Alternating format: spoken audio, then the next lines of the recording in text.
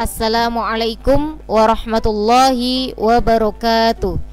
Alhamdulillah, pada kesempatan kali ini kita bisa bertemu kembali untuk membahas hukum bacaan tajwid. Kali ini yang akan saya sampaikan, yang akan saya bahas adalah tentang ro' tafkhim dan ro' tarkik. Jadi untuk pembahasan hukum bacaan tajwid kali ini adalah tentang ro' tafkhim dan ro' tarkik.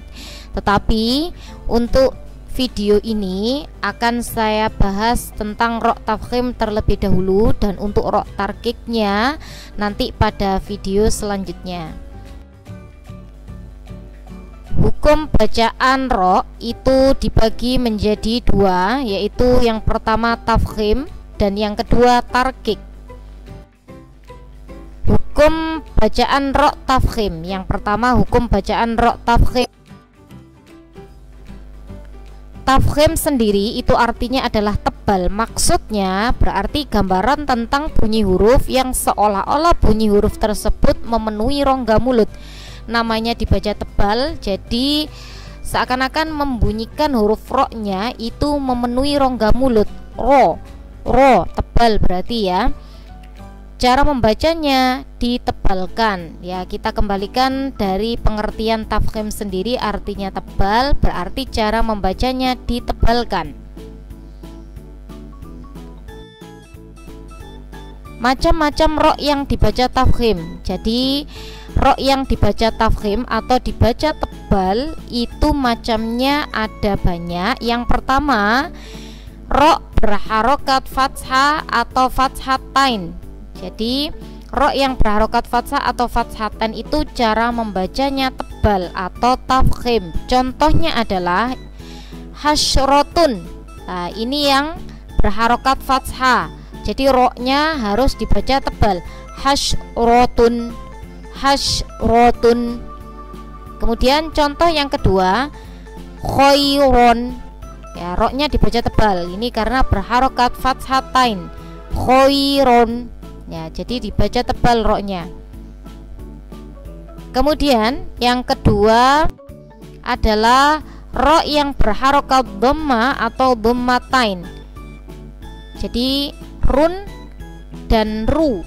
Contohnya yang pertama adalah kafaru. Ro-nya tebal ya. Kafaru. Ya, ro-nya yang berharokat dhamma itu dibaca tebal. Kemudian syakurun. Syakurun, ro-nya dibaca tebal. Yang ketiga adalah ro' yang mati setelah fathah atau dhammah. Ro' yang mati itu ada dua macam. Yang pertama mati karena sukun, berarti sukunnya sukun asli. Kita lihat ro' sukun jatuh setelah harokat fathah. Contohnya adalah taur, mihim. Kita perhatikan bersama-sama yang saya beri tanda merah. Itu ada ro' sukun, sebelumnya ada huruf yang berharokat fathah, maka ro' sukunnya nanti dibaca tebal. Taur, mihim. Ya, berikutnya yarhamakum. Yarhamakum, sama ini ro' sukun sebelumnya berharokat fathah, maka ro-nya harus dibaca tafkhim atau tebal.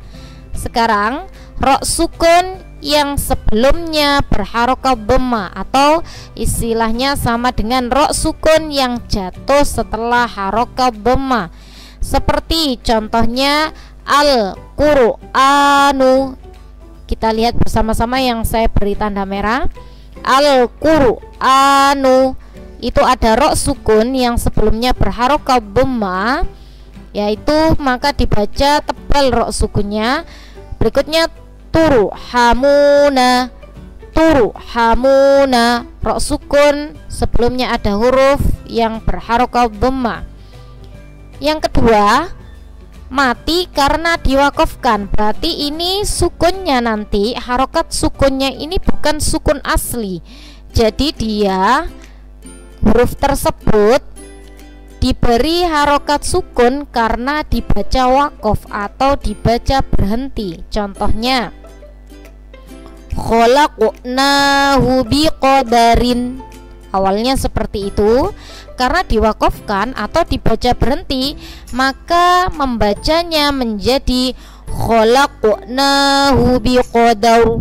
Nah, roknya yang awalnya berharokat kasrotain karena diwakafkan menjadi sukun, maka itu rok sukunnya itu dibaca tafkhim atau tebal karena jatuh setelah harokat fathah.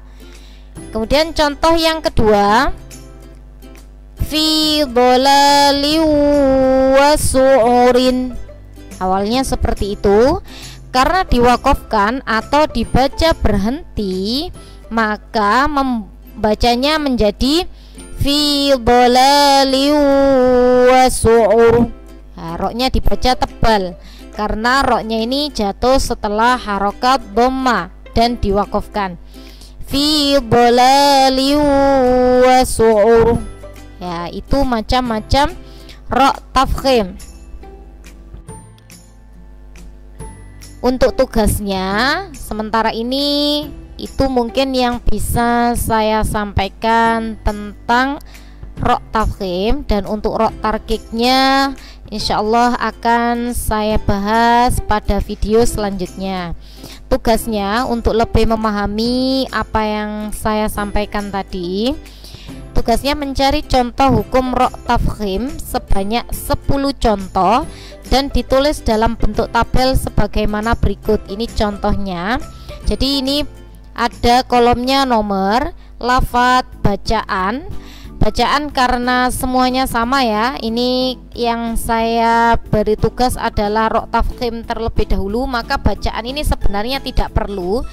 Jadi bisa dihilangi, jadi bacanya tidak usah karena kan nomor 1 sampai 10 pada akhirnya nanti bacanya sama rok tafkhim semuanya, kecuali nanti kalau misalnya tugasnya mencari rok tafkhim dan rok tarkik, maka dalam kolom bacaan ini kalau contohnya tentang rok tafkhim ya berarti bacaannya rok tafkhim, kalau contohnya tentang rok tarkik maka bacaannya adalah rok tarkik, seperti itu. Jadi untuk kolom bacaan bisa dihilangkan. Kemudian sebabnya kita menyesuaikan dengan macam-macam rok yang dibaca tafkhim tadi ya.